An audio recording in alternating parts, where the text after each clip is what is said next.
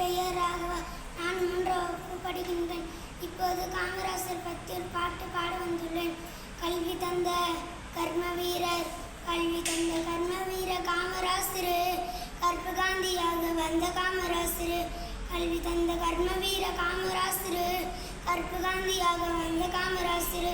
தந்தான் நன்னே நானே, தந்தான் நன்னே நானே, தந்தான் நன்னே நானே, தந்தான் நன்னே நானே.